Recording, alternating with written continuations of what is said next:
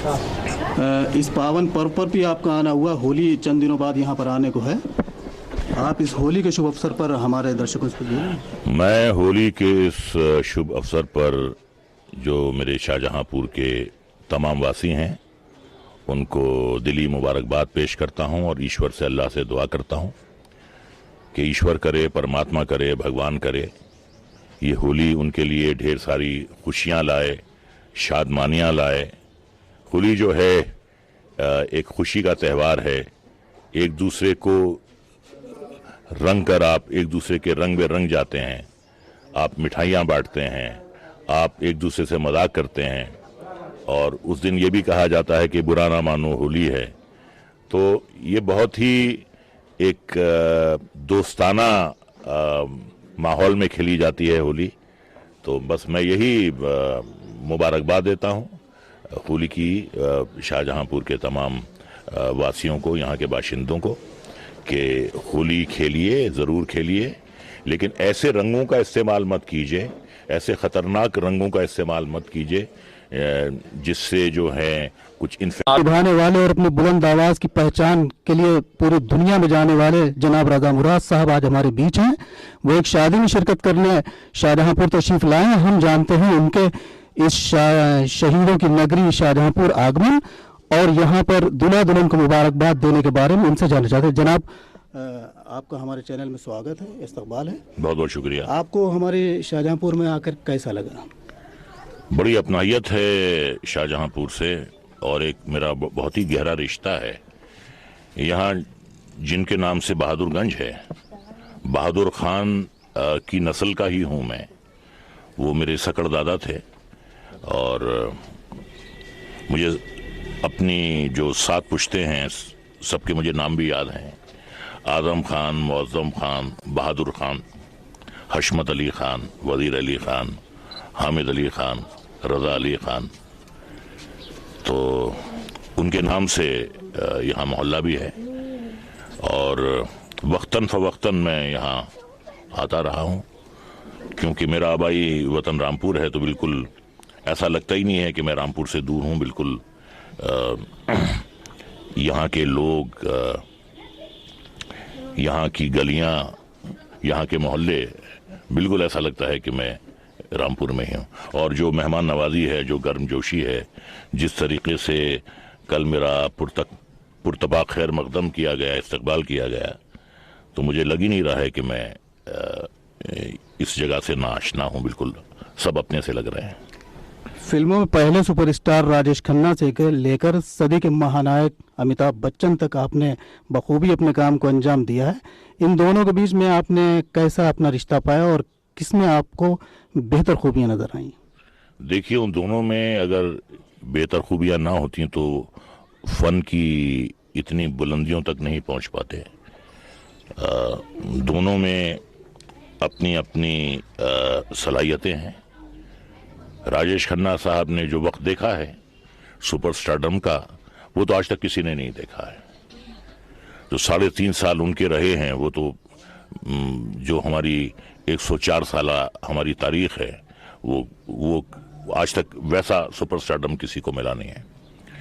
जहां तक अमिताभ बच्चन का सवाल है, जंजीर से लेके आज तक वो जो बुलंद मकाम उन्हें मिला था, जंजीर से आज तक वो उस पर कायम है। और यही वजह है कि ना सिर्फ अपनी अदाकाराना सलाहियतों के दम पर, बल्कि जो एक प्रोफेशनलिज्म है उनमें, एक वक्त की पाबंदी है,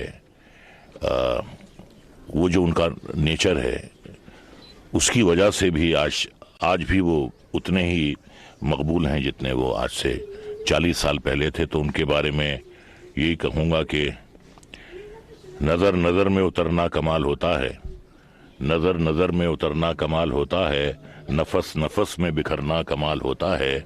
बुलंदियों पे पहुंचना कोई कमाल नहीं, बुलंदियों पे ठहरना कमाल होता है। बहुत खूब। मुराद साहब, फिल्मी सफर में तो आपने अपनी बुलंदियां छूकर सभी को चकित कर दिया है, लेकिन कभी हमने आपको सियासी जगह में बनाने का आपने कुछ बनाया कि कभी मंचों पे देखा गया आपको? नहीं, मैंने कोशिश की, लेकिन उन कोशिशों के बाद मुझे ये महसूस हुआ कि सियासी मैदान में आने के लिए जो सलाहियतें एक नेता में होनी चाहिए वो मुझ में नहीं है। तो मैं अपनी कमजोरियों को समझ गया। मैं अपनी कमजोरियों को समझ गया कि मैं सियासत के लायक नहीं हूं। मुझ में वो खूबियां, वो सिफतें नहीं हैं, नहीं मैं। तो मैंने हाथ जोड़ लिए हैं और जहां मैं हूं वहां मैं बहुत खुश हूं। और यहाँ पर आकर आपको दूल्हा दुल्हन को जो आपने आशीर्वाद और जो आपने इनको मुबारकबाद दी है, आप बताइए, आप पाकिस्तान से हैं, यहाँ पर हमारे हिंदुस्तान में, इंडिया में आकर आपको कैसा लगा? बहुत अच्छा लग रहा है मुझे यहाँ आकर। आप चाहते हैं हमारे दोनों के मुल्कों के बीच रिश्ते ऐसे हों जैसे कि आज आप दोनों के बीच हैं? बिल्कुल, मैं तो यही चाहूँगी, अब तो और भी चाहूँगी। आप मैं पहले तो बहुत ज़्यादा शुक्रिया अदा करना चाहता हूँ कि रज़ा साहब ने हमारे शादी में शिरकत करके हमारी जो इज़्ज़त अफजाई करी है। सर से मेरे ताल्लुकात बॉम्बे से हैं। मैंने सर के साथ सीरियल भी किया था जिसमें सर ने वालिद का रोल प्ले किया था, लेकिन वो कुछ रीज़न से सारा टीवी पे था, लेकिन ऑन एयर नहीं हो सका। और सर ने हमारा 2007 में FTII में क्लास ली थी हमारी एक्टिंग की, डिक्शन की, तो सर से वहाँ से ताल्लुकात हुए थे। गलती करते हैं तो मैं बाहर भी इनकी क्लास ले लेता हूँ। मुराद साहब, आपके बहुत ही यहाँ पर आशिक लोग रहे हैं, ख़ास तौर से आपकी जो डायलॉग डिलीवरी रही है फिल्मों में, उसके लिए मैं तो देखता हूँ कि कभी भी जब आपकी फिल्में आई तो यहाँ पर नौजवान बच्चे कुछ भी हों, वो आपके कहीं ना कहीं किसी फिल्म के डायलॉग गुनगुनाते ज़रूर आए। मैं चाहता हूँ कोई आप ऐसा मकबूल डायलॉग आज हमारे चैनल के माध्यम से सुना। उसी अंदाज में छोटा सा डायलॉग है, बुलंदी वाले छोटा सा डायलॉग है। एक फिल्म थी हमसे ना टकराना, उसमें मैं विलन था। धर्मेंद्र साहब उसमें हीरो थे। वो किसान हैं, मैं जमींदार हूँ। मैंने उनको बांधा हुआ है, वो बेहोश हैं। मैं उनके चेहरे पे पानी छिड़कता हूँ, उनको होश आता है और वो कहते हैं मुझे क्यों बांध रखा है कुत्ते। उन्हें कुत्ते कहने का बड़ा शौक है। मैंने कहा तुम्हें आज़ाद कर देते हैं, दस्तखत कर दो। तो कहते हैं कि ये तो मैं हरगिज नहीं करूंगा और ऐसा न कभी हुआ है न कभी होगा कि कुत्ते शेर का शिकार करें। मैं कहता हूं माना अजीत सिंह कि तुम शेर हो और हम कुत्ते, लेकिन कभी कभी कुत्तों के भी दिन आते हैं। इसी कड़ी में आपके जानी दुश्मन और लैला मजनू पे डायलॉग बड़े मकबूल हुए थे। मैं चाहता हूं कि कोई उसका बुलंद। हाँ, जानी दुश्मन में मैंने एक भटकती हुई आत्मा का रोल किया था। मेरी जो पतिव्रता पत्नी थी, उसने शादी की पहली रात मुझे जहर देकर मार दिया था। इतनी मोहब्बत करती थी मुझसे वो। ये बात अलग है कि बीवियां बाद में जीते जी मारती रहती हैं, लेकिन उसने पहले ही दिन मेरा काम तमाम कर दिया था। तो उसके बाद मेरी आत्मा भटकती रहती है।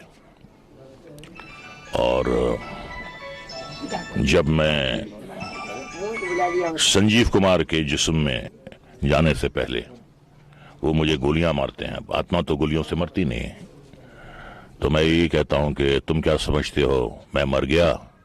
नहीं, मैं मरा नहीं, मैं तो सिर्फ शरीर बदलता हूं। जब कभी भी तुम किसी दुल्हन को लाल जोड़े में देखोगे, तुम्हारे अंदर नफरत की भट्टी भड़क उठेगी, जिसे बुझाने का सिर्फ एक ही रास्ता होगा, दुल्हन का खून।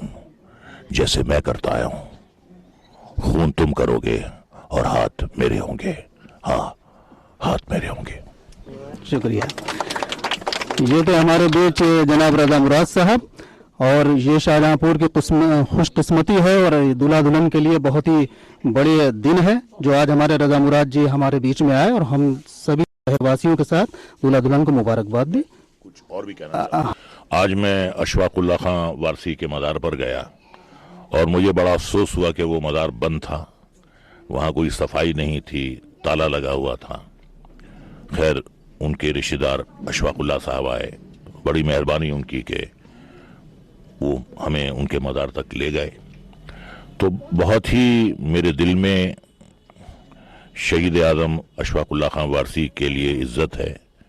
उनकी ये जो कुर्बानी है, जो उन्होंने सबसे बड़ी कुर्बानी दी अपनी जान की वतन की खातिर, तो मेरा बड़ा अरमान था मुल्क के उस सपूत को जाके सलाम करने का, वो आज पूरा हुआ है। और मैं आपको ये भी बताना चाहता हूं कि एक सीरियल बना था कहाँ गए वो लोग, उसमें मैंने अशफाकुल्ला खां वारसी का रोल किया था। तो मेरा बड़ा अरमान था कि मैं आज जाके उन्हें अपना खिराज अकीदत पेश करूं, तो वो मैं कर आया और आज मुझे बिल्कुल ऐसा लग रहा है कि एक बहुत बड़ी ख्वाहिश थी मेरी कई सालों की, वो आज पूरी हो गई। सारे अरमान मुराद साहब के आज पूरे हो गए हैं शहीद आजम के मज़ार शरीफ पर जाकर, और दूल्हा दुल्हन को मुबारकबाद देने के साथ इस शहर की गलियों और कूचों में घूमकर अपने बचपनों को याद करा। हम उनके बहुत बहुत शुक्रगुजार हैं। सिटी दर्पण के लिए शान के साथ मैं तौसीफ खान। हाँ, बस दुआ कीजिए कि ये तमन्ना भी पूरी हो मेरी। चलिए पूरा करेंगे और होली के रंगों में भी यहाँ रंग कर आपसी भाईचारे का पैगाम और संदेश देंगे। जब आइएगा तो बताइए। बहुत आता हूँ।